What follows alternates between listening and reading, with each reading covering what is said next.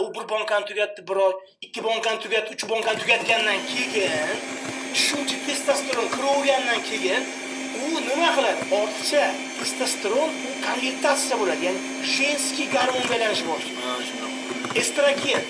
Bizda estrogen bor. Menda, sizda juda kam miqdorda. Ayollarda testosteron bor, juda kam miqdorda. U konvertatsiya bo'lgandan keyin, mamnuncha to'lgandan keyin organizm dalbayob bo'ldi deydi. Bu bilmaydi-ku bu dalbayobligini. Ichyapti. Keyin birinchi signal badanga toshmani toshadimi? Yig'ilganlarga chiqadimi? Emchi sasok asbobga o'xshab osilib qolgan. Gormonlar buzilgan, apatiya, siqilgan, kamaganini to'xtatib qo'ysa yoki steroidni ukolini to'xtatsa, birdaniga cho'qqiga chiqqan testosteron 120 dan 10 ga tushib qoladimi? 10 ga tushgandan keyin bulbulam sayramagan, hayotga ishtiyoqi yo'q, eng zo'r mammas katta qiz olib kelib qo'ysiz ham vahshiy qizig'i yo'q. Ana uni bir amallab bosh urib turg'isiz u ham zo'rg'a turibdi. Keyin oxiri nima qiladi? Siz oldingizga keladi. Siz oldingizga kelmasligi uchun bilim bo'lishi. Men siz oldingizga bormaganman-ku. Urug'am nolga tushib ketgan. Testikula, ya'ni gipertrofiya.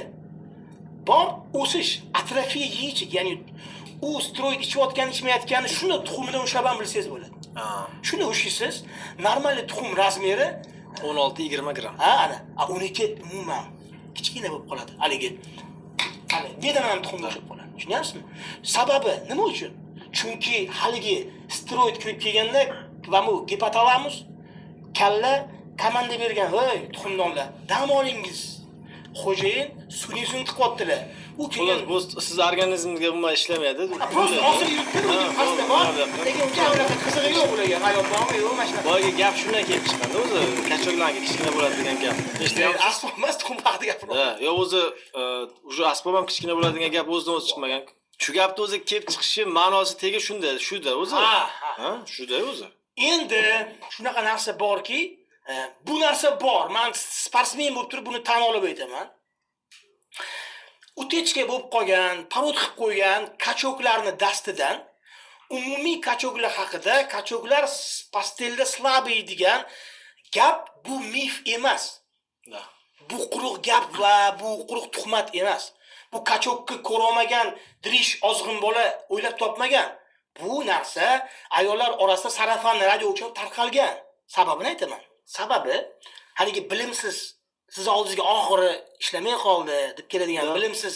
Hozir podkast kelgan ekan sizga bitta misol aytib beraman. Bilimsiz kelgan-ku, keladi-ku. Urib bo'lgan-ku hamma baloni. U azizlikka havas qilgan, unga havas qilgan, bunga havas qilganda o'ylagan hamma gap steroidda deb o'ylagan. Men sizga sir ochaman.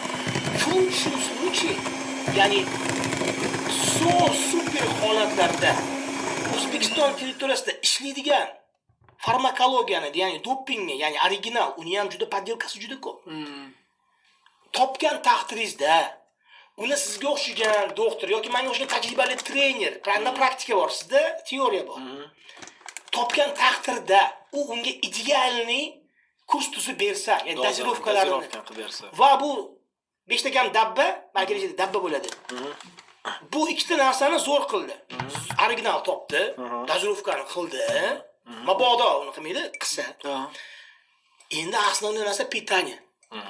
Pitaniyani ham o'sha 1 kilo vesiga 2 gram oqsil sutkasiga, ya'ni 100 kilolik tushonka 200 gram oqsil yeyapti. Hayotda yemaydi u 200 gram oqsil. Bilasizmi qancha tuxum, qancha go'sht bo'ladi? 1 kilo go'sht, 30 ta tuxum, buni hech kim yemaydi. Fast food tiqadi, balo tiqadi, battar tiqadi. Daji yedi deylik. Aytyapmiz bu idealni qilyapti hammasini. Birinchi punkt zo'r bo'ldi. Original olib keldi, qattandir. Bu ham bir sehrli narsa O'zbekistonda hozir. Uni yeri topdi. Doktor topdi, dedi topdi. Idealni anaqa qildi. 4-punkt. Bu eng slabroq punkt. Trenirovka. Trenirovkani ham 80% noto'g'ri bajarishadi. Uni ham zo'r qildi deb. Zo'r trener topdi. 1,5 soat tepasida makada ter turib, u trenirovka qildirdi. Va u trener ham mamnun, o'zi ham mamnun. Ani zo'r tana qurishyapti bular. 4-punkt bo'ldi. Bularning hammasini punkti bor. Bular ishlash uchun eng qiziq joyi. Osh pishish uchun yog'ni va go'sht sog'orasiz oxirida. Восстановление. Tiklanish. Trenirovkadan so'ng tiklanish. Gipertrofiya mishnih volokon, ya'ni tolalar yirtilishi holati. U holat tiklanish uchun o'zingizni steroidlarsiz tabiiy holatingizda shu yoshingizga yarasha gormonlaringiz 72 soatgacha tiklaydi. Sun'iy gormonda siz original urgansiz, doza zo'r, bu zo'r-ku. 12-24 soatda tiklandi, ertaga yana zabardast baquvvatsiz. Va shu holatlardan keyingina steroid umumiy tana o'zgarishiga va uni kuchini o'zgarishiga atletda bor yo'g'i 20-25%. Tushuntira oldimmi? Men o'zimdan juda olib keldim. Ya'ni shunaqa narsa yo'qki, что hozir tabletkani ichaman, bir narsani uraman-da, yo'q. Ertadan не работает. To'g'ri, bir yog'li massa paydo bo'ladi, suvli massa, balbes. Qorni sovuqladi, u nafresi bo'lmaydi uni. Bir yog'li massa paydo bo'ladi. Bankda katta zo'r ushaman deb o'ylaydi xayolida. 50 kiloli baksol bitta perkot bilan uxlatib qo'yishni u o'zi ham bilmaydi, hali yemaganda. Tushunyapsizmi? Bodybuilderlar juda kibrli sport turida egalari bo'ladi. Testosteron ko'pligini hisobiga o'ziga uvereniz ko'p bo'ladi. Duh ko'p bo'ladi. Duh. Ya, o'zi bitta shapaloq uni duxini sindirish. O'zi duh ko'p bo'ladi. Testosteron ko'p, testosteron duh beradi. Sirri ochaymi? Qo'rqoq ko'p bo'lgan bolalar yoshligida. Men ham yoshligimda maktabda qo'rqoq bo'lganman. Endi qanaqa urush bo'lsa urushardim. Kalta yesam, qo'rqsam ketaverardim. Kachok bo'lishadi. Govdan bilan qo'rqitaman. Tushunyapsizmi? Mana boylik ko'rmagan inson ham, misol uchun, haligi qimmat mashinalarni kaltini stoyga qo'yib qo'yib, qimmat brilliantlarni osib olib, o'zini ichidagi kichkinagina erkalata olmagan insonini qachonlardir shuni baqirib dunyoga ko'rsatmoqchi bo'ladi. Millionerlar kiygan kiyimlarini Gucci bilmaysiz. Kambag'alman, Nike bosib olganman, men boshqa narsa kiyim. Shunga o'xshagan narsada, tushunyapsizmi? Sportsmenlarni ham ustini qoplab turgan katta tanasini ichini hammasi emas albatta. 90%larini ichida o'sha obijini yoshlik Arnold Classicda pro kartani uroveniga olib, bu bola hozir gapirayotganimga rozi bo'lsam, o'zi ukam bo'ladi, yaxshi bola. Bitta shu bolani tan olaman, hurmat qilaman. Endi Baha Sayfullayev bor, ikkita juda tajribali opitli trenerlar bor O'zbekistonda juda. Va shuncha yil organizmga juda katta miqdorda, haligi dozировка deysiz, o'sha ikkovimiz. Juda katta miqdorda professional bodybuilder hech qachon sizga dozировкасini ochiq aytmaydi. Hammaga individual. Umumiy tablitsa yo'q.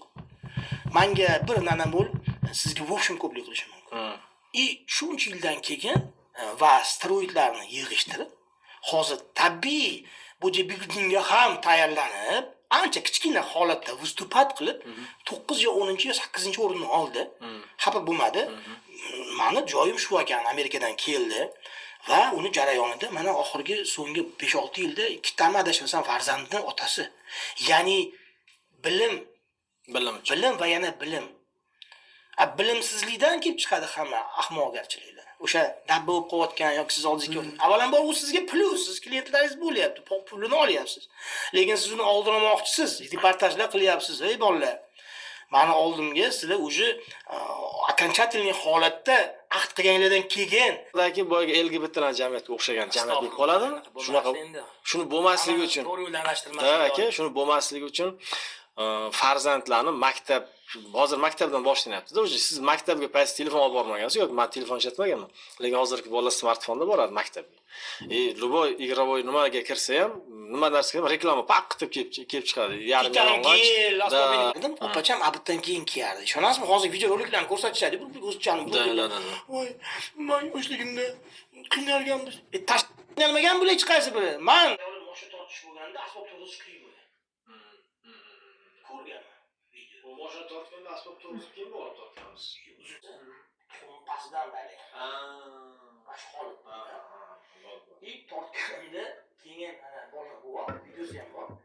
Yechganimizni marli bilan baylaganmizda. Marlini uchini tortganman.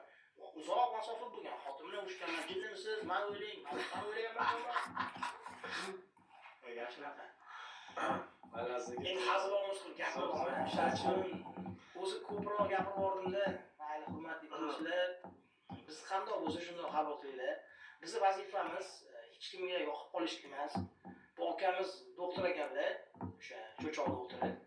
Shu akamizni kasallariga ilohim o'sha zo'r quvvat tilaymiz.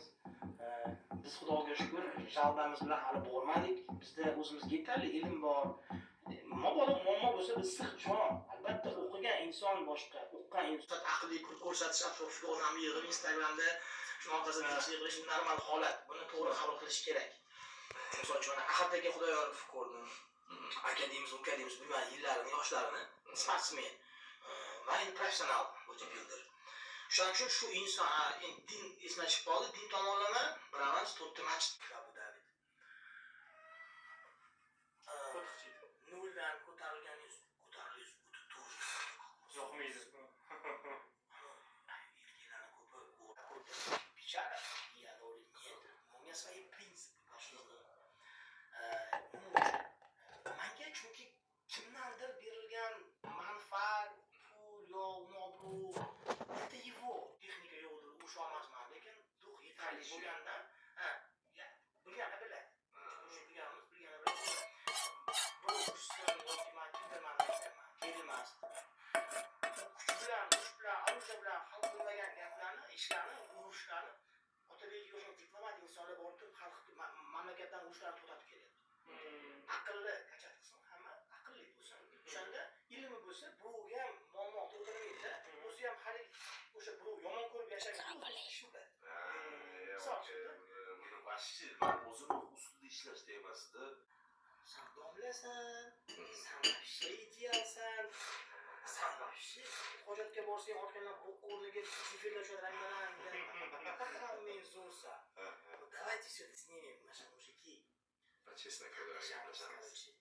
Kim hech marta 5 ga uradi. Keyin ustoz uyga atrofda jinni